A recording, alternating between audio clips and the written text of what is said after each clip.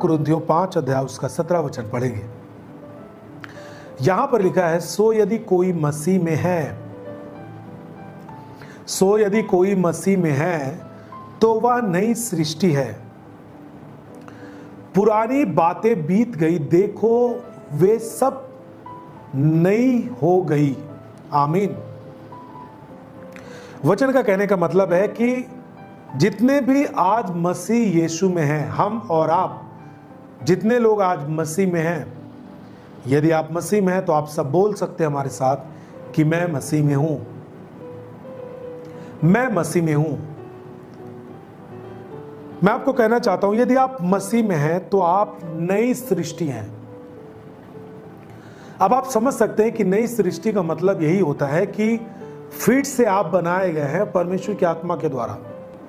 देखिए, जब पहला मनुष्य बनाया गया तो उसे मिट्टी से बनाया गया, वो पहला जीवन था। लेकिन जब ये दूसरा जीवन आया, जो नई सृष्टि है, ये पवित्र आत्मा के द्वारा एक अलग तरीके से प्रभु यीशु मसीह ने जो कुछ भी कीमत अदा किए, जो कुछ भी प्रभु यीशु मसीह ने इस दुनिया में रहकर हमारे लिए सब कुछ बलिदान कर दिया, वो सब का प्रतिफल आज आप हैं मसीह में, और वो प्रतिफल है नई सृष्टि के रूप में। और बाइबल कहती है कि सब कुछ नया हो चुका है, सब बातें बदल चुकी हैं, यानी आप में से हर चीजें अब नई हो चुकी हैं। पुरानी चीजों की अलग पहचान होती है प्रियजन, नई चीजों की अलग पहचान होती है। पुरानी चीजों की पहचान उसको आप देख करके समझ सकते हैं, उसको आप खा करके समझ सकते हैं। नई चीजों की पहचान भी इसी तरह होती है, आप देख करके समझ सकते हैं, नए कपड़े आप पहन करके देख सकते हैं। पुरानी चीजों का आप अनुभव लेकर समझ सकते हैं कि ये पुरानी चीजें हैं, और नई चीजों का अनुभव लेकर के आप नई चीजें समझ सकते हैं।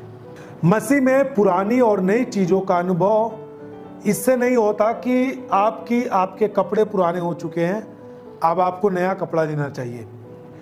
ये अनुभव नहीं है। ये चीजें थोड़ा ठंडी हो गई है, अब इसे गर्म करके खाया जाए। पुरानी और नई चीजों का अनुभव, इन जो चीजें आप दुनिया में देखते हैं, इससे कोई भी अनुभव आप नहीं ले सकते। लेकिन मसीह में जो पुरानी चीजें और नई चीजों का जो बात है, जिसको आपको समझना चाहिए, जो बिल्कुल डिफरेंट है, वो इस प्रकार से है कि आपका जो पुराना जीवन है और नए जीवन का जो आप एक तरीके से आप जो आप उसे मिला कर देखते हैं, जिसे आप बोलते हैं कंपेयर करते हैं, आप उसे मिलान करके देखते हैं, आप उसे तौल करके देखते हैं, तब आप समझ पाते हैं कि मसीह का जो जीवन है, जिसकी बात बाइबल करती है नए जीवन की, नए सृष्टि की, वो कितना बड़ा अंतर है, और जो पुराना जीवन है वो कितना बड़ा अंतर है। हालेलुया। बाइबल दर्शाना चाहता हमें कि जब आप मसीह में नहीं थे, तब आपके जो जीवन थे वो पुरानी सृष्टि थी। आपके अंदर वो चीजें आ चुकी थी जिसमें आपके अंदर मसीहत का या फिर एक ईश्वर के स्वभाव का प्रकटीकरण नहीं था। परमेश्वर के काम का कोई भी प्रकटीकरण आपके अंदर नहीं था, और आप पूरी तरीके से दूषित हो चुके थे। जो मन में आता था आप बोलते थे, जो मन में आता था आप करते थे, जैसे दुनिया करती वैसे आप करते थे।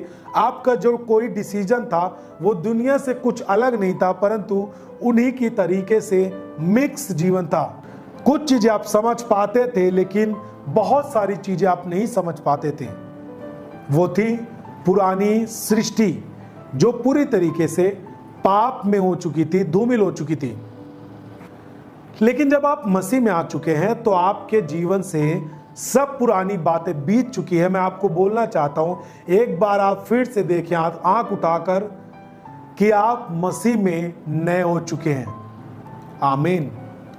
सबसे बड़ा अनुग्रह यही है कि यीशु मसीह स्वर्ग का रास्ता बन करके इस दुनिया में आया। उसने कहा, मैं मार्ग, सत्य और जीवन हूं, बिना मेरे द्वारा पिता के पास अर्थात स्वर्ग राज्य में कोई नहीं पहुंच सकता। और स्वर्ग राज तक पहुंचाने के लिए हर चीजें जो हमारे लिए जरूरत थी, उसने सब कुछ कर दिया। और हमारे लिए मार्ग खोल दिया, और यही सबसे बड़ा हमारे लिए अनुग्रह है, ताकि हम अपनी पहचान नई सृष्टि के रूप में कर सके। मैं आपको बहुत ही एक खास बात बताना चाहता हूं। मुझे मालूम है कि दुनिया में बहुत सारे लोग ऐसे होते हैं जो इस जीवन में, जो पुराना जीवन जिसे कहते हैं, जो पाप का जीवन जिसे हम कहते हैं, उस जीवन में बहुत सारे लोग ऊब चुके हैं, परंतु वो जहां पर जी रहे हैं ना, जिस स्तर पर जी रहे हैं, उनके पास ऐसा कोई भी चीजें नहीं है जिसके द्वारा वो बदल सके अपने आप को। किसके पास जाएं जो उनको बदल सके? आप थोड़ा विचार कर सकते हैं। ऐसा कोई उद्धार की शक्ति नहीं, उद्धार करता नहीं, जिसके पास वो दुनिया में रहते हुए बदल सके। बहुत लोग चाहते हैं बदलना, लेकिन आप सोचें कि वो किसके पास जाके बदले। उदाहरण देना चाहता हूं। सेम उसी प्रकार से जैसे एक पढ़ाई करने वाला युवा जो बेरोजगार हो, उसके पास कोई भी कार्य ना हो, और वो अपनी पढ़ाई करते करते उसको जब नौकरी ना मिले, कोई भी ऐसे काम ना मिले जहां से वो अपना जीविका चला सके, जब उसे ना मिले, तब वो पढ़ने का निर्णय ना ले और बोले कि भैया पढ़ाई बंद, अब मुझे कुछ और करना चाहिए, है ना, रोज कमाना, रोज खाने में कम से कम करना चाहिए, कुछ भी काम शुरू कर लेता है। अब आप क्या समझते हैं कि वो जो युवा है, जो एक अच्छी पढ़ाई करने वाला युवा था, जब उसको कोई भी जॉब ना मिले, मतलब जॉब का मतलब कि ऐसा नहीं कि वो पढ़ाई कर नहीं सकता, वो पढ़ाई कर सकता है, उसके अंदर इच्छा है पढ़ाई करने की, लेकिन वो पढ़ाई करने के बावजूद भी उसके लिए कोई ऐसा मार्ग नहीं जहां से वो जॉब कर पाए। कोई भी जगह नहीं नौकरी की जहां वो जाके अपना सिलेक्शन के लिए एग्जाम दे सके। जब उसके पास कोई भी ऐसा जगह नहीं होगा, कोई भी मार्ग नहीं होगा, तो व्यक्ति क्या करेगा? अपने जीवन में निराश होकर के सब पढ़ाई वगैरह छोड़ करके टूट जाएगा और बैठ जाएगा और सोचेगा कि मैं क्या करूं।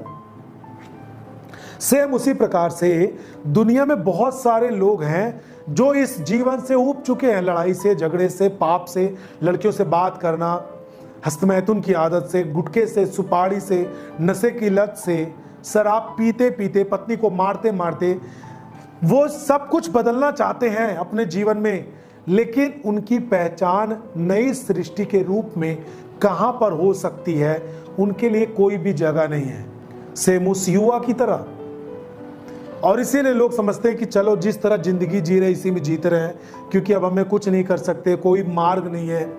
लेकिन सबसे बड़ा अनुग्रह यही है कि ऐसे लोगों के लिए मार्ग बन के यीशु मसीह आया।